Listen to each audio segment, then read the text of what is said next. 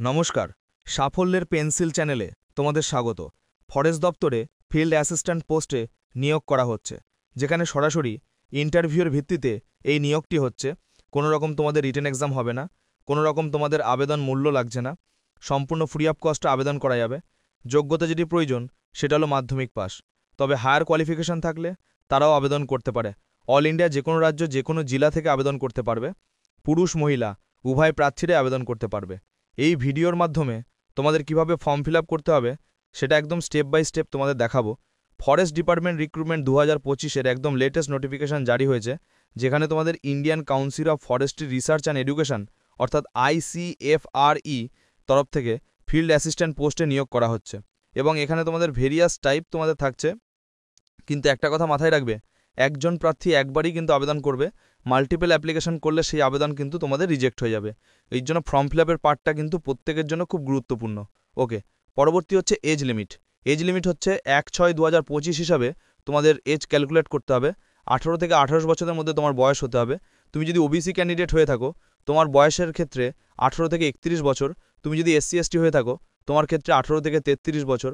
তুমি যদি একজন SC/ST OBC প্রত্যেকের জন্য এরকম একটা রিল্যাক্সেশন আছে। এছাড়া যারা PWBD ক্যাটাগরি থেকে বিলং করছো, তোমরাও এখানে আবেদন করতে পারো। গভর্নমেন্ট রুলস অনুযায়ী তোমাদের এখানে রিল্যাক্সেশন আছে। ওকে, কোনো রকম তোমাদের রিটার্ন এক্সামও হচ্ছে না, কোনো রকম আদার্স কিছু ভেরিফিকেশন তোমাদের হচ্ছে না। এখানে ডকুমেন্ট ভেরিফিকেশনটা হবে, কিন্তু আদার্স কিছু হচ্ছে না। ওকে, এরপরে দেখো, মেল ফিমেল বোথ ক্যান্ডিডেটই আবেদন করতে পারো ফিল্ড অ্যাসিস্ট্যান্ট পোস্টের জন্য। এখানে পরবর্তী যেটি বলা হয়েছে বেতনের ক্ষেত্রে বলে রাখি, এটা কিন্তু অ্যাজ পার রুলস অনুযায়ী, অর্থাৎ Indian council of forestry research and education যে ডিপার্টমেন্ট আছে, তাদের তরফ থেকে কিন্তু তোমাদের যেরকম বেতন ধার্য করা সেরকম কিন্তু তোমরা বেতন পাবে। এখানে অ্যাপ্লিকেশন ফিজের ক্ষেত্রে দেখতেই পাচ্ছ, no fee for all category candidates, অর্থাৎ কোনো প্রার্থীকেই আবেদন মূল্য দিতে লাগছে না, সম্পূর্ণ ফ্রি অফ কস্টে তোমরা আবেদন করতে পারছো। ওকে, এর পরবর্তী হচ্ছে তোমাদের সিলেকশন প্রসেস। সিলেকশন প্রসেসটা খুবই সিম্পল। এখানে কোনো রকম রিটার্ন এক্সাম হচ্ছে না, কোনো PET হবে না, সরাসরি তোমাদের ইন্টারভিউ হবে। ওকে, এর পরবর্তী হচ্ছে তোমাদের ডকুমেন্ট ভেরিফিকেশন হবে। ডকুমেন্ট ভেরিফিকেশনে কী কী লাগবে? ফটো সিগনেচার, সেটা তোমাদের লাগবে, লাইট কালার ব্যাকগ্রাউন্ড ফটো যেন থাকে। তারপর এডুকেশনাল সার্টিফিকেট, অর্থাৎ তোমাদের 10th-এর সার্টিফিকেট, 10th-এর সার্টিফিকেট লাগবে, 10th-এর মার্কশিট সবই কিন্তু তোমরা সঙ্গে অ্যাটাচ করবে। এরপর হচ্ছে কাস্ট সার্টিফিকেট, তোমাদের যদি ডোমিসিয়াল থাকে ডোমিসিয়াল সার্টিফিকেট, বাট এটা কিন্তু ম্যান্ডেটারি নেই। কেন ম্যান্ডেটারি নেই? কারণ এখানে অল ইন্ডিয়া ক্যান্ডিডেট আবেদন করতে পারে। এরপরে হচ্ছে আধার কার্ড, যেটা ID প্রুফ হিসেবে রাখছে। যদি তোমার আধার কার্ড না থাকে, তুমি ভোটার কার্ড দিলেও হবে, অসুবিধে কিছু নেই। বা তোমার যদি প্যান কার্ড থাকে সেটাও দিতে পারো, বা তোমার যদি অন্য কোনো ID প্রুফ থাকে সেটাও তুমি দিতে পারো। ঠিক আছে, সেটা ড্রাইভিং লাইসেন্স হতে পারে, যে কোনো একটি ID প্রুফ হলেই হয়ে যাবে। এর পরবর্তী হচ্ছে কিভাবে আবেদন করতে হবে। আবেদন করার জন্য দেখো, তোমাদের এখানে অফিসিয়াল সাইট থেকে তোমাদের ভিজিট করেই তোমাদের আবেদন করতে হবে। সম্পূর্ণ যে ইনফরমেশনগুলো আছে সেগুলো তোমাদের এখানে ইনপুট করতে হবে আবেদন করার সময়। আবেদন করার পরে তারপরে তার যে জেরক্স কপি সেটা অবশ্যই তোমরা রেখে দেবে ফিউচার রেফারেন্সের সময়। যখন তোমাদের ডকুমেন্ট ভেরিফিকেশন হবে তখন তোমাদের এটা প্রয়োজন হবে। এবার তোমাদের অ্যাপ্লিকেশন ফর্মটা তোমরা কিভাবে ফিল আপ করবে সেটা আমি দেখিয়ে দিচ্ছি। এই অ্যাপ্লিকেশন ফর্মটা কিন্তু খুব সুন্দরভাবে তোমাদের ফিল আপ করতে হবে। এই জায়গায় যদি কোনো ভুলভ্রান্তি করো তাহলে সেই আবেদন তোমাদের রিজেক্ট হয়ে যাবে। অবশ্যই এই পার্টটা কিন্তু খুব ইম্পর্টেন্ট। এখানে প্রথমে তোমাদের নেম অফ দ্য প্রজেক্ট, আমি তোমাদের পরে এটা ক্লিয়ার করছি প্রজেক্টের জায়গায় কী নামটা লিখবে। এরপরে দেখো এখানে পোস্টের নাম তোমাকে এখানে উল্লেখ করতে হবে, অর্থাৎ যে পোস্টের জন্য তুমি আবেদন করছো। ফিল্ড অ্যাসিস্ট্যান্ট পোস্টের জন্য আবেদন করছো, তার জন্য এখানে ফিল্ড অ্যাসিস্ট্যান্ট বলে লিখে দিলে।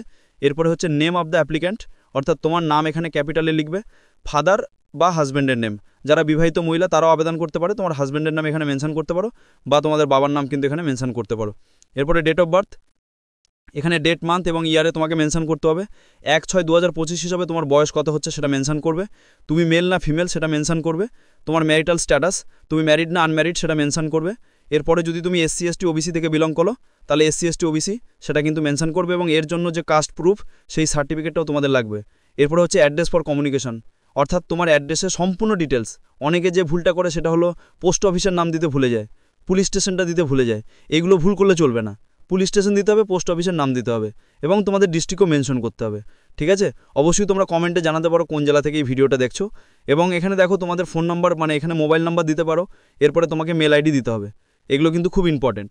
এরপরে পার্মানেন্ট অ্যাড্রেসের ক্ষেত্রে একদম সেম টাইপটাই কিন্তু করে দেবে, যদি কোনো চেঞ্জেস না হয়ে থাকে। এরপরে যে জায়গাটা আসছে সেটা হলো এডুকেশন কোয়ালিফিকেশনের জায়গাটা। এই জায়গাটা ভালো করে বুঝে নাও। এখানে অবশ্যই তোমাদের যা যা তোমরা সার্টিফিকেটগুলো দেবে, মার্কশিট দিচ্ছ, সেগুলো সবই কিন্তু তোমাদের সেলফ অ্যাটেস্টেড থাকতে হবে। তোমাদের প্রথমে তুমি শুরু করবে মাধ্যমিক দিয়ে। যদি তোমার হায়ার কোয়ালিফিকেশান থাকে, মানে উচ্চ মাধ্যমিক থাকে, সেটাও তুমি দিতে পারো, বাট সেটা কিন্তু মানে অপশনাল, সেটা দিলে অগ্রাধিকার পাবে। এবার এখানে তোমাদের যোগ্যতা মাধ্যমিক, মাধ্যমিক ইনস্টিটিউট অর্থাৎ স্কুলের নাম, কোন বোর্ড থেকে পাস করেছো, কোন ইয়ারে পাস করেছো, কী কী সাবজেক্ট ছিল, এখানে সাবজেক্ট অল বলে লিখে দিতে পারো, বা তুমি ছোটো ছোটো করে লিখতে পারো। এরপর হচ্ছে তুমি কত পার্সেন্টেজ পেয়েছো, ডিভিশন কোন ডিভিশনে পাস করেছো, স্পেশালাইজেশনে কিছু ছিল নাকি, তো সেগুলো মেনশন করতে পারো। ঠিক আছে, এগুলো করার পরে তারপরে আসছে তোমাদের এই জায়গায় কিছুই করার নেই। এগুলো হচ্ছে যারা অলরেডি কোনো জায়গায় গভর্নমেন্ট এমপ্লয় আছে তাদের জন্য। এরপরে ল্যাঙ্গুয়েজ প্রফিসিয়েন্সি হিসাবে তোমাদের এখান থেকে যে ল্যাঙ্গুয়েজটা তুমি এখান থেকে পারবে, মানে কমিউনিকেট করতে পারবে, সেই ল্যাঙ্গুয়েজটাই কিন্তু এখানে মেনশন করবে। অর্থাৎ এখানে রিড রাইট স্পিক দিয়েছে, তুমি চাইলে যদি হিন্দিতে পারো তাহলে তুমি হিন্দি থেকে টিক দেবে, ইংলিশ চাইলে ইংলিশে, এনি আদার স্পেসিফাই যদি থাকে তাহলে সেই জায়গাটাও দিতে পারো, যারা বাংলাতে কমফোর্টেবল আছো। ঠিক আছে, যেগুলো পারবে সেগুলোই কিন্তু তোমাদের টিক দিতে হবে। ওকে, এরপরে তোমার যদি কোনো কম্পিউটার প্রফিসিয়েন্সি থাকে, মানে তুমি MS ওয়ার্ড জানো তো টিক দেবে, পাওয়ার পয়েন্ট জানো তো টিক দেবে, এক্সেল জানো তো টিক দেবে। ঠিক আছে, ওয়েব ব্রাউজিং, DTP এগুলো যদি তুমি জানো তাহলে টিক দেবে, যেগুলো জানো না ফাঁকা রেখে দেবে। ওকে, আচ্ছা, এর পরবর্তী হচ্ছে যদি তোমার কোনো ওয়ার্ক এক্সপিরিয়েন্স থাকে সেটা কিন্তু এখানে ডিটেলসটা মেনশন করতে পারো, আর যদি না থাকে তাহলে এই জায়গাটা ছেড়ে দেবে। এর পরবর্তী হচ্ছে তোমাকে এখানে সই করতে হচ্ছে, তারপরে তোমার ফুল নেমটাকে এখানে লিখতে হচ্ছে। এরপরে তুমি যে প্লেস থেকে বিলং করছো এবং যে ডেটে তুমি অ্যাপ্লিকেশন ফর্ম জমা করছো সেই ডেটটা কিন্তু মেনশন করতে হবে। এখানে অ্যাপ্লিকেশন ফর্ম কিন্তু কোথাও পাঠানোর কোনো প্রয়োজন নেই, সরাসরি এই অ্যাপ্লিকেশন ফর্মটা নিয়ে তোমাদের ইন্টারভিউ স্থানে উপস্থিত হতে হবে। এবার দেখো তোমাদের এখানে আর কি বলা হয়েছে, আমি এই জায়গাটা তোমাদের দেখিয়ে দিচ্ছি। দেখো এখানে তোমাদের ডিটেলসটা কিন্তু এখানে দেওয়া আছে, যে এখানে বলেই দিয়েছে যে টার্ম অ্যান্ড কন্ডিশন, অর্থাৎ তুমি যে পোস্টের জন্য আবেদন করছো সেটা ফিল্ড অ্যাসিস্ট্যান্ট পোস্টের জন্য আবেদন করছো। ইন্ডিয়ান ন্যাশনালস অর্থাৎ ভারতীয় নাগরিক প্রত্যেকেই এলিজিবল, অর্থাৎ যে কোনো রাজ্য যে কোনো জেলা থেকে আবেদন করতে পারো। ফিল্ড অ্যাসিস্ট্যান্ট পোস্টের জন্য 28 বছর হচ্ছে সর্বোচ্চ বয়স। এখানে SC ST ওম্যান এবং ফিজিক্যাল হ্যান্ডিক্যাপদের ক্ষেত্রে ছাড় দিয়েছে, দেখো 5 বছরের ছাড় আছে। আর তুমি যদি OBC ক্যান্ডিডেট হয়ে থাকো তোমার ক্ষেত্রে 3 বছরের ছাড় আছে। ঠিক আছে, এখানে ওম্যান ক্যান্ডিডেটরাও কিন্তু ছাড় পাচ্ছে 5 বছরের। ওকে, আচ্ছা, এবং ইন্টারভিউ স্থানে যখন তুমি উপস্থিত হবে তখন তোমাদের সব original certificate, marksheet, self attested copy সেগুলো কিন্তু সবই লাগবে। প্রত্যেকটা মানে ডকুমেন্টস একদম নিয়ে তোমাকে উপস্থিত হতে হবে। এবং interested candidate who are applied field assistant পোস্টের জন্য যারা আবেদন করছো, বিফোর দ্য সিলেকশন কমিটি এখানে all original certificate, marksheet, self attested copy of documents সব কিছু তোমাদের নিয়ে উপস্থিত হতে হচ্ছে। ঠিক আছে, ডেট অ্যান্ড টাইম সেটা কিন্তু পরবর্তী সময় তোমাদের জানিয়ে দেওয়া হচ্ছে। এবং দেখো কত তারিখে তোমাদের এই ডেট অ্যান্ড টাইমটা সেটাও কিন্তু এখানে মেনশন করা আছে, আমি সেগুলো তোমাদের বলে দিচ্ছি।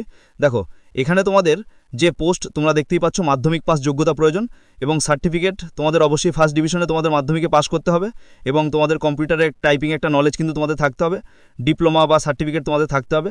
এখানে তোমাদের ডিজায়ারেবল কোয়ালিফিকেশন হিসেবে যদি তোমার উচ্চ মাধ্যমিক বা গ্র্যাজুয়েশন করা থাকে তাহলে তুমি অগ্রাধিকার পেয়ে যাবে, বাট এটা কিন্তু ম্যান্ডেটারি নয়।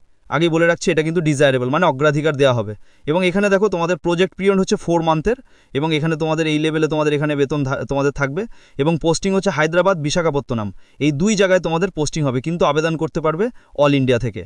এবং তোমাদের কোন ডেটে তোমাদের ইন্টারভিউটা হবে, 4 নভেম্বর 2025 এই ডেটে তোমাদের ইন্টারভিউ হবে। সকাল 10টা থেকে 12টা পর্যন্ত টাইমিং আছে।